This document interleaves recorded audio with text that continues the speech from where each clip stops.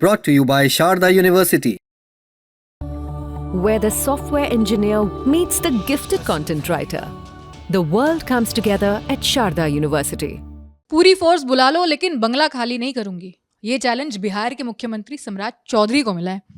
हाँ आकांक्षा, ये जो चैलेंज मिला है वो बिहार के मुख्यमंत्री जो सिटिंग सीएम है वर्तमान समय में सम्राट चौधरी, उनको मिला है। लेकिन कमाल की बात ये है कि ये जो चैलेंज उनको दिया है वो भी बिहार के ही एक पूर्व मुख्यमंत्री ने दिया है, और वो और कोई नहीं बल्कि विधान परिषद में नेता प्रतिपक्ष और आरजेडी नेता राबड़ी देवी हैं, जो कि लालू यादव की पत्नी भी हैं।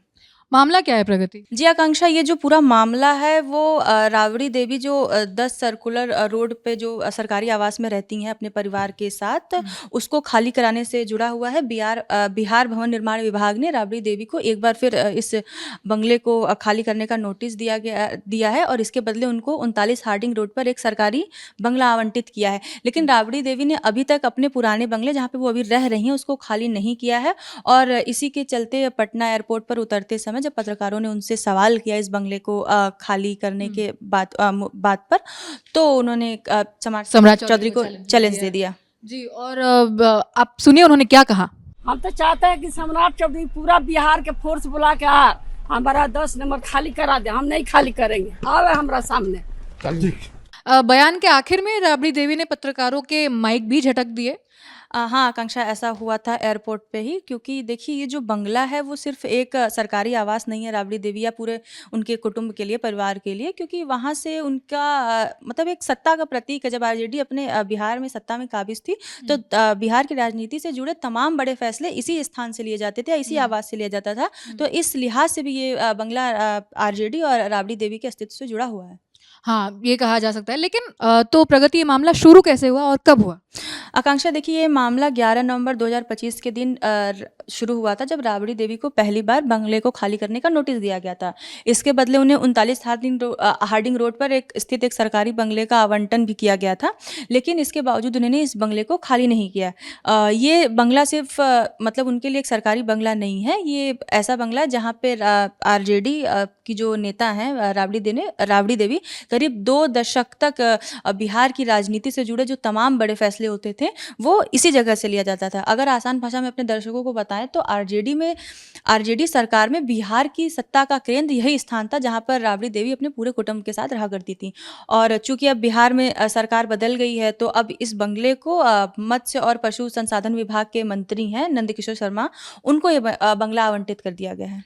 जी हाँ, तब हीड़ाबड़ी के बंगले को न खाली करने और मुख्यमंत्री बिहार को खुली चुनौती देने की वजह से मामला और गर्म हो गया है। अजय आकांक्षा, इस पूरे विवाद पे जो सरकारी आवास खाली कराने वाला जो पूरा मामला है, और जो फिर सम्राट चौधरी को भी चैलेंज दे दिया है राबड़ी देवी ने, उस पर जाहिर तौर पे राजनीतिक गलियारों से प्रतिक्रियाएं आनी ही वाली थी। और अब इस पे आरजेडी के प्रवक्ता हैं शक्ति सिंह यादव, उनकी ओर से भी प्रतिक्रिया आई है, और उन्होंने इस पूरे मामले को, यानी जो आवास खाली कराने वाला मामला, उसको राबड़ी देवी के अपमान से जोड़ दिया। बताया कि सरकार की ओर से या भाजपा की ओर से ये राबड़ी देवी का अपमान ही है, मतलब कराया जा रहा है।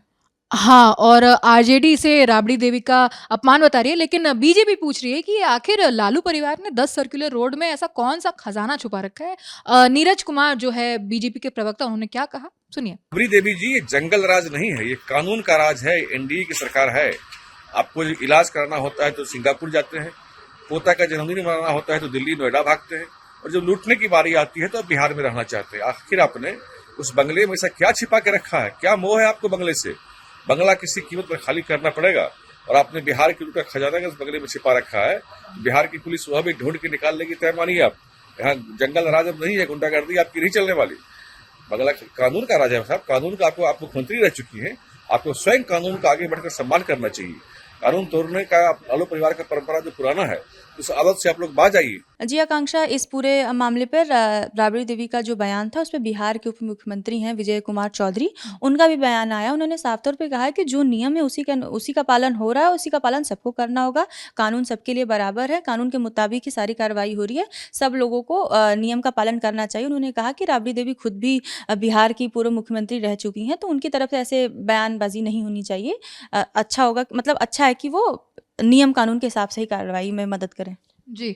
और विवाद पर बीजेपी के राज्यसभा सांसद भीम सिंह भी कह रहे हैं कि राबड़ी देवी का बयान टकराव पैदा करने वाला है। वो खुद बिहार की मुख्यमंत्री रह चुकी हैं, उन्हें ऐसा बयान नहीं देना चाहिए। भीम सिंह ने आगे कहा कि पूरी बिहार की पुलिस को की ज़रूरत भी नहीं है, एक दरोगा जाकर आवाज़ खाली करा देगा। तो क्या 10 सर्कुलर रोड पर फ़ोर्स लगेगी या फिर मामला कोर्ट पहुँचेगा? अच्छा प्रगति, पहले मैं ये जानना चाहती हूँ कि ये राबड़ी देवी और ये सरकार के बीच में मतलब इतना आग कहाँ से पैदा हो गई है?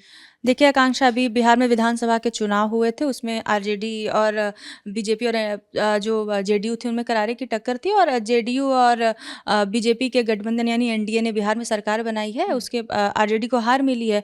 तो वो एक एक टीस तो वो भी है, दूसरा मतलब अब चुनाव में हार मिली है और सत्ता पे वो उनकी पकड़ नहीं बन पाई है, तो इसके वजह से भी हो सकता है कि वो नाराज़ चल रही हो सम्राट सिंह चौधरी वगैरह से। तो इसे लेकर भी ये मामले को देखा जा रहा है।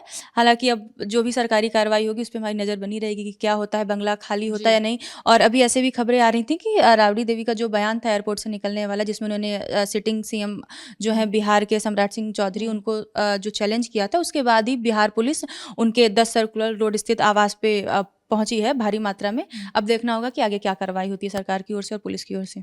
जी, तो क्या 10 सर्कुलर रोड पर फ़ोर्स लगेगी या मामला कोर्ट पहुँचेगी? राबड़ी देवी कब बंगला खाली करेंगी? ये आने वाले दिनों में साफ़ होगा।